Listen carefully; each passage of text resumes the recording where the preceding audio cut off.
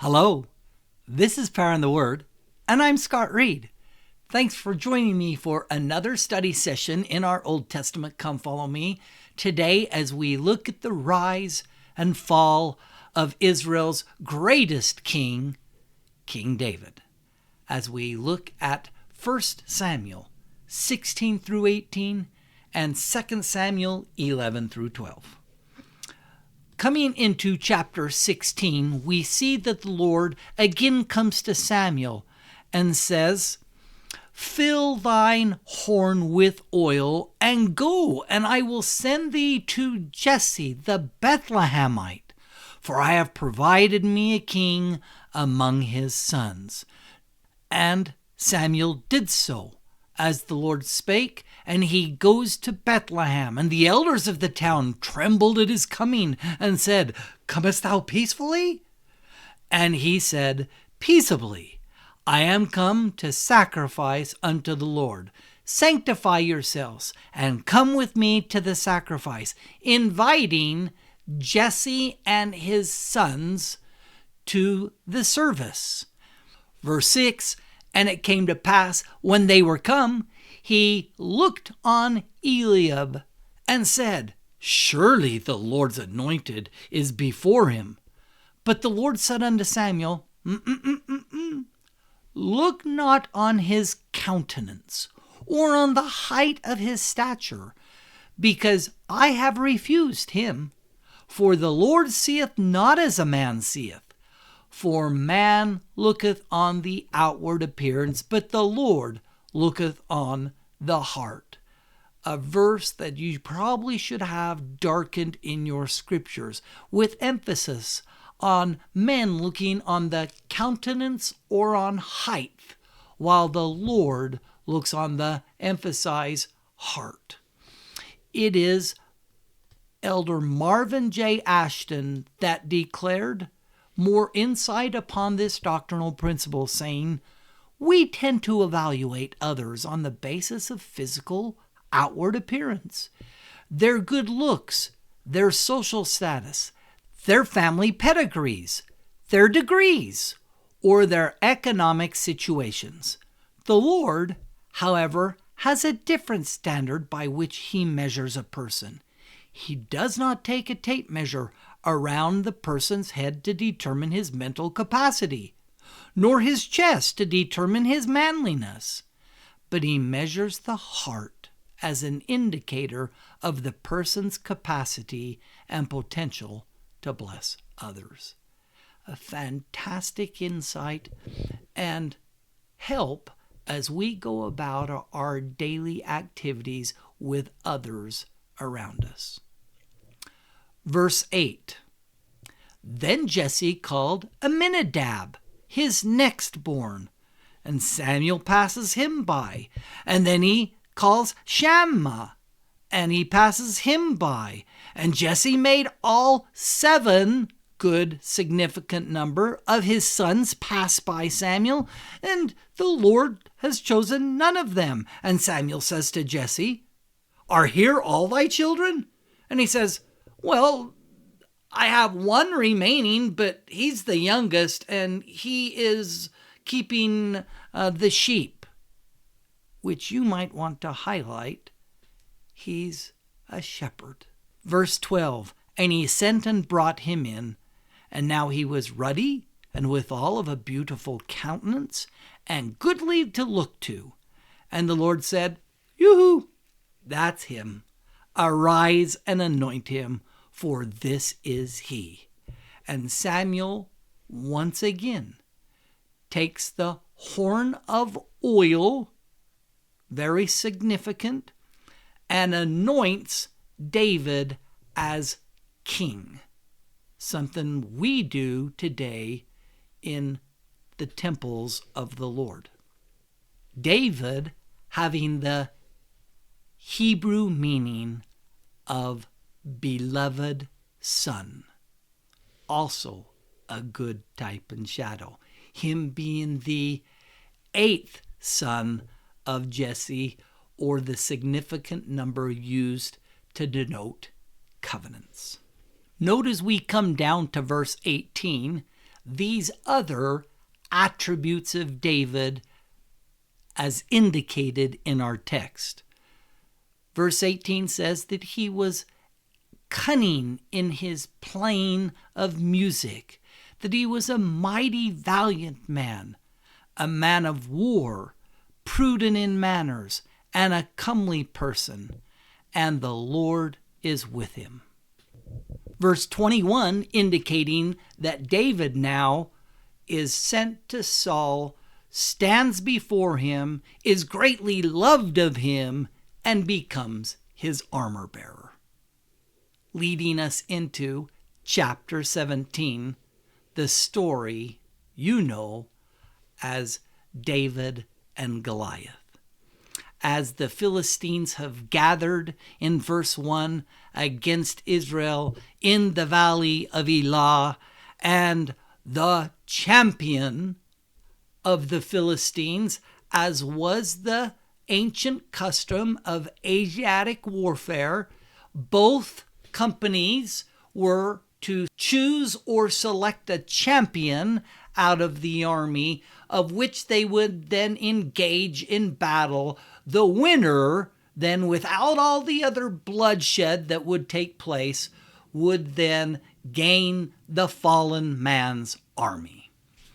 Goliath, the champion of the Philistines, verse 4, from Gath, stood 6 cubits and a span, remembering that a cubit is from the elbow to the tip of the hand, and a span is from the edge of the thumb across to the edge of the finger.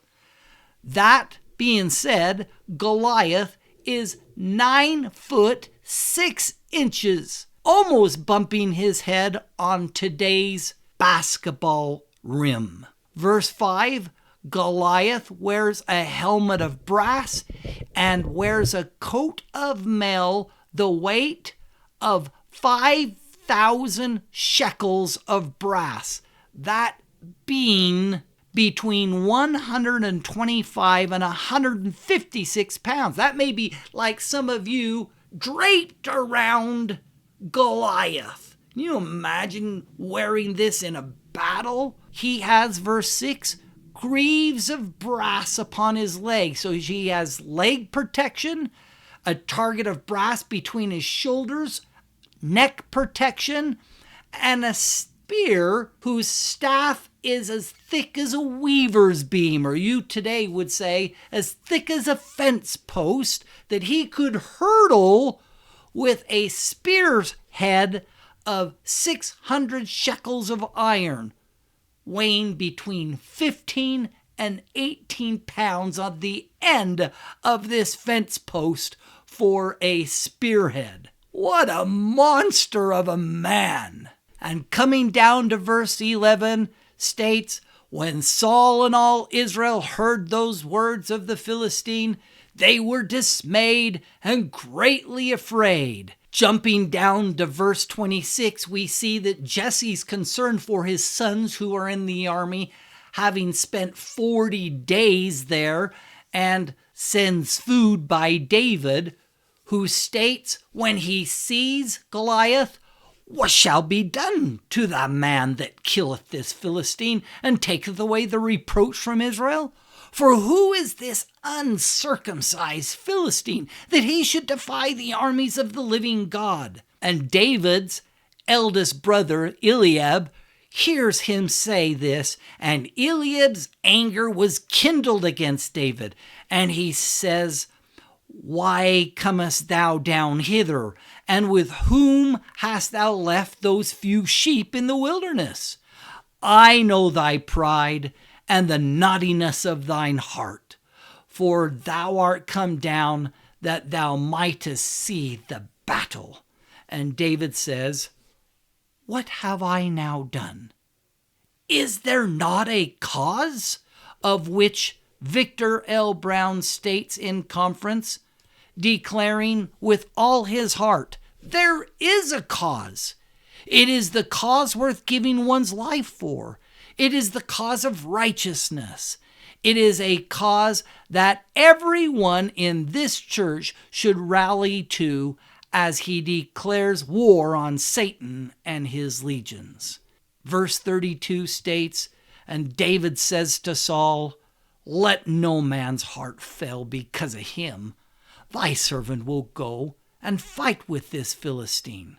For thy servant," verse 36, "slew both the lion and the bear. And this uncircumcised Philistine shall be as one of them, seeing he hath defied the armies of the living God." It was James R. Clark who declared, "It is remarkable for a shepherd to stand against such odds, when there was no legal or moral objection, and that is required skill as well as courage."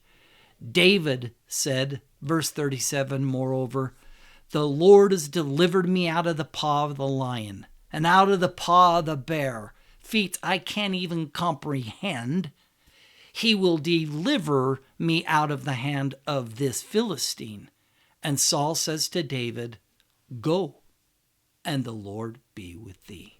Noting that, verse 38, Saul then arms David with his armor and with his sword, of which David says, verse 39, "I cannot go with these, for I have not proved them." And David put them off him. Verse 40, "But he took his staff in his hand and chose 5 smooth stones," you may want to underline that, "out of the brook, and put them in his shepherd's bag, and the sling in his hand, and he drew near to the Philistine." President Thomas S. Monson stated, "These 5 smooth stones might represent 1. Courage, 2. Effort, 3. Humility, 4. Prayer, and 5. Duty." Verse 42, "And when the Philistine looked about and saw David, he disdained him, for he was but a youth, and ruddy, and of a fair countenance. And the Philistine said unto David, Am I a dog, that thou comest to me with staves? And the Philistine cursed David by his gods." Shouldn't have done that. "And the Philistine said to David, Come to me, and I will give thy flesh unto the fowls of the air, and to the beasts of the field." Verse 46, and David continues, "This day will the Lord deliver," that's a good word to emphasize, "thee into my hand, and I will smite thee, and I will take thine head from thee, and I will give the carcass of the host of the Philistines this day unto the fowls of the air and to the wild beasts of the earth, that," and here is his thesis statement, and I would be sure to darken, "all the earth may know that there is a God in Israel." Verse 47, "And all this assembly shall know that the Lord save not with sword and spear, for the battle is the Lord's." May want to darken that phrase. "And he will give you into our hands."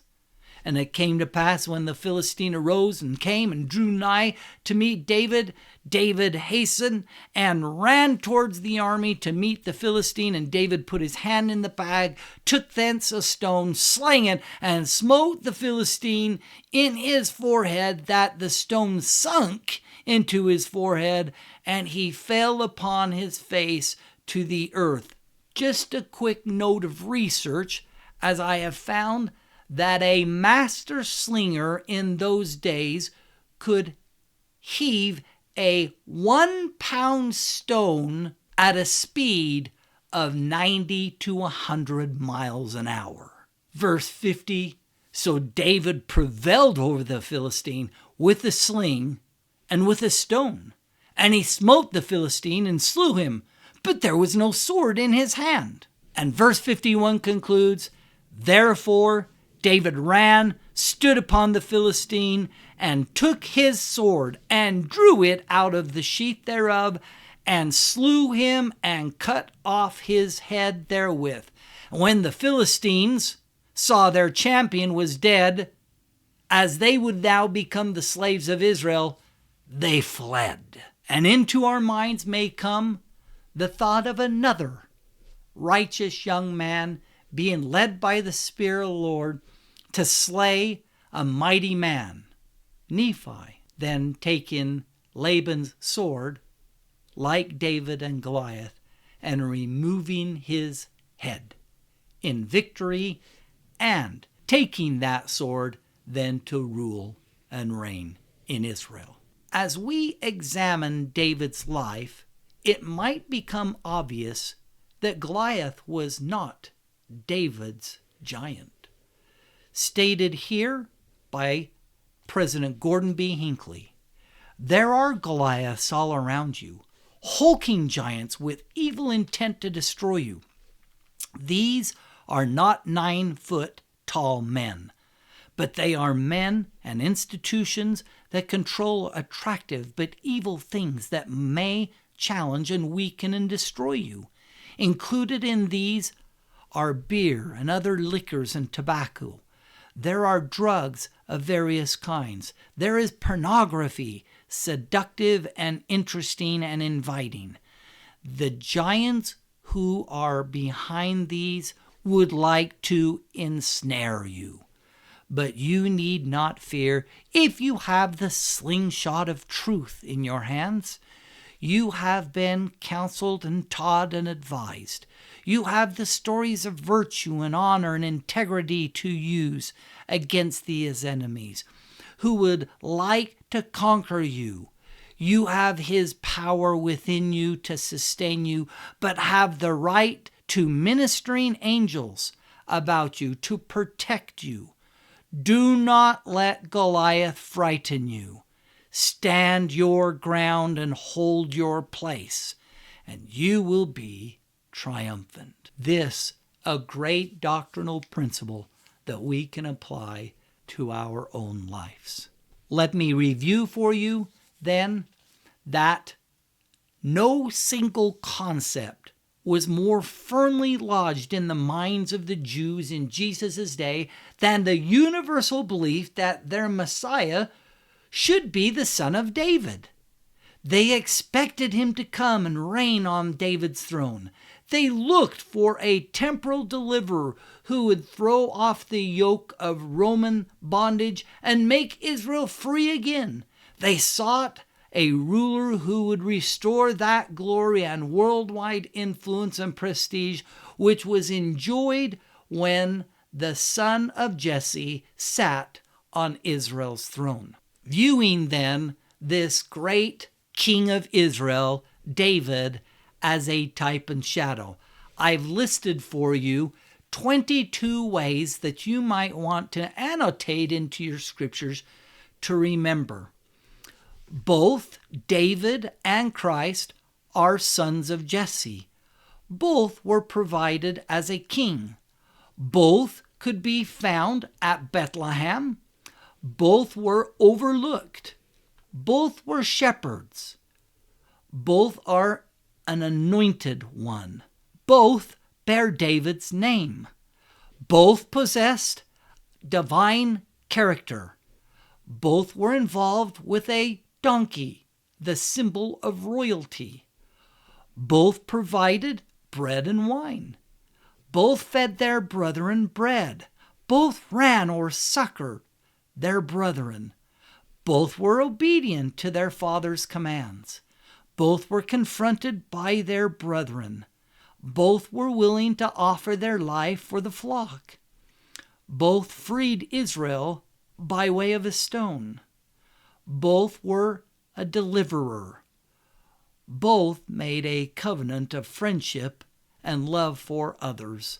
Both were called mad.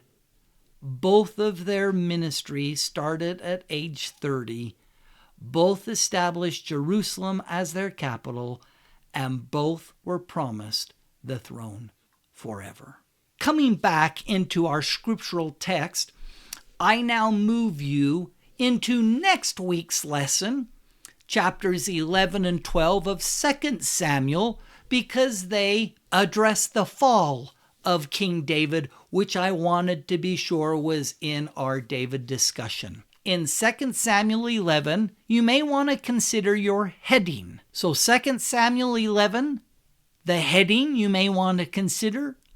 And verse 1, it came to pass after the year was expired, as King David has reigned at this time, and when kings go forth to battle. Noting that David is not where David should be. A great doctrinal principle is we must be where the Lord wants us to be, not where we sometimes desire to be. That David sent Joab, his military commander, and his servants with him, and all Israel to battle. And they destroyed the children of Ammon, and David tarried still in Jerusalem. There's the beginning of the flaw. Verse 2, and it came to pass in an eventide, red flag, that David arose from off his bed and walked upon the roof of the king's house, knowing that others bathed themselves on their roofs, as was the custom or tradition, and from the roof he saw a woman washing herself, and the woman was very beautiful to look upon. Another red flag for how long would David have to look to note that she was very beautiful to look upon, rather than quickly looking away. Verse 3, and David sent and inquired after the woman. Another red flag, noting that it was Bathsheba, the daughter of Elim, the wife of Uriah the Hittite. And David sent messengers and took her. Red flag, and she came in unto him, and he lay with her. For she was purified from her uncleanliness, and she returned unto her house. And the woman conceived and sent and told David and said, I am with child. At which point David will undertake to cover his sin rather than allowing Christ, through his atonement, the Hebrew word kafar, meaning to cover, his sin for him.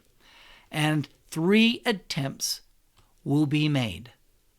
The first of the attempts that King David will exercise is to excuse Uriah from warring for a season in hopes of him going home to his wife. He hopes to bring about the pride of Uriah of being a fantastic soldier out, and therefore will take a little season off, which in verses 8 through 12 fell.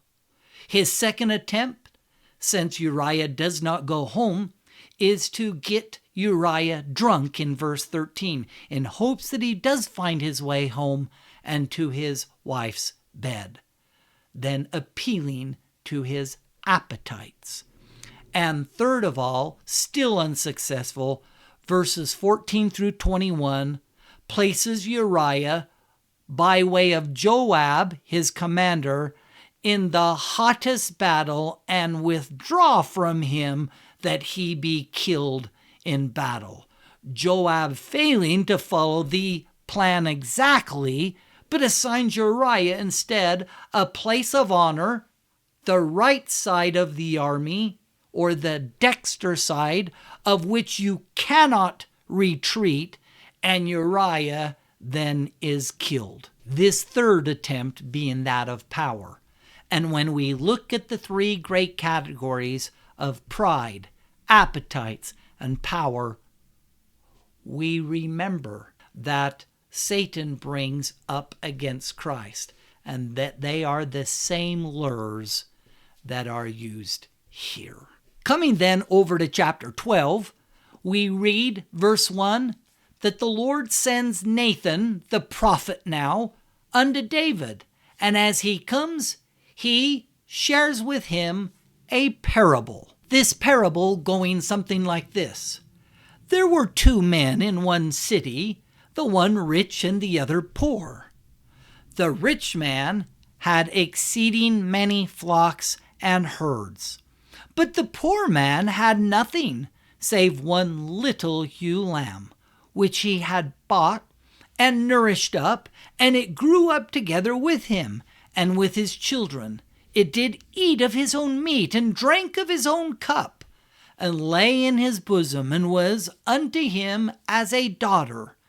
And there came a traveler unto the rich man, and he spared to take of his own flock and of his own herd to dress for the wayfaring man that was come unto him, but took the poor young man's lamb and dressed it for the man that had come to him. This parable of the little ewe lamb covering both sins of David, that of adultery and of murder. And dropping down to verse 5, we see David's reaction to the parable, that his anger is greatly kindled against the man. And he says to Nathan the prophet, As the Lord liveth, the man that hath done this thing shall surely die, and he shall restore the lamb fourfold, because he did this thing and because he had no pity. And Nathan said to David, one of the most scathing of all statements in Scripture, Thou art the man.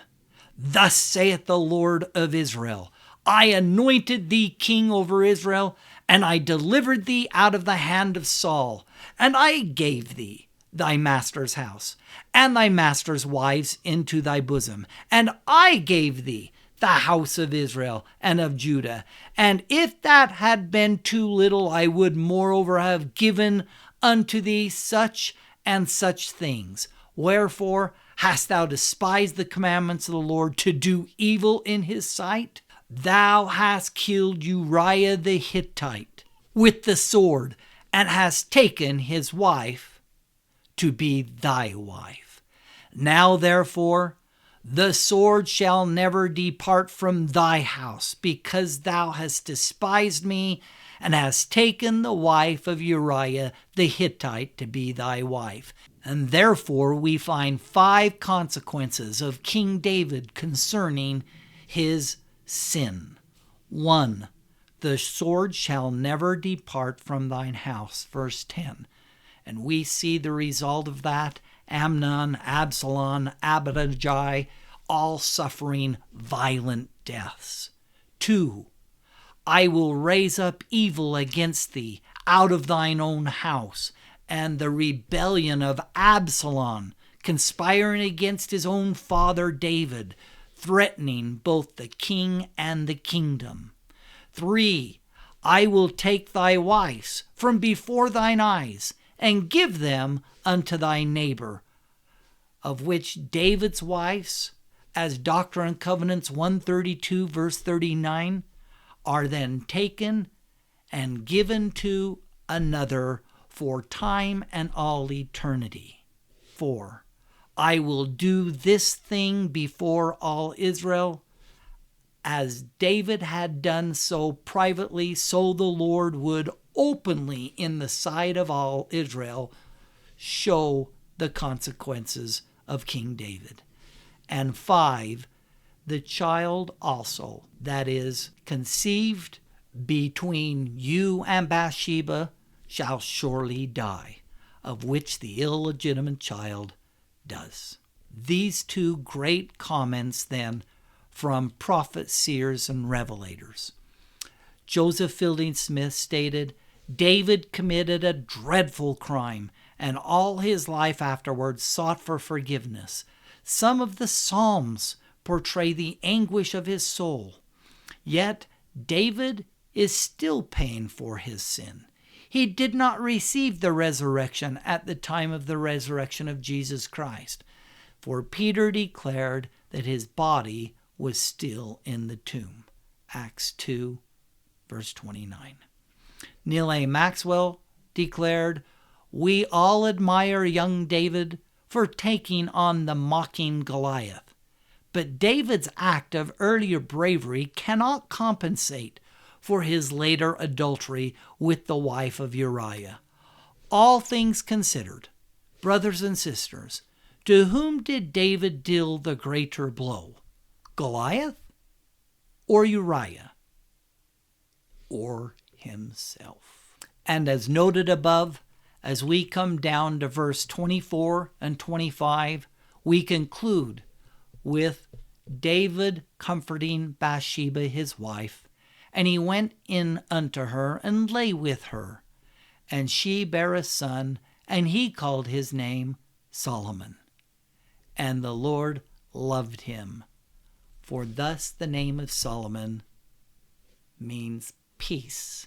But Nathan the prophet does not call him Solomon. He calls his name Jedediah because of the Lord. Jedediah means beloved of Jehovah. And thus concludes our lesson today of the rise and the fall of King David.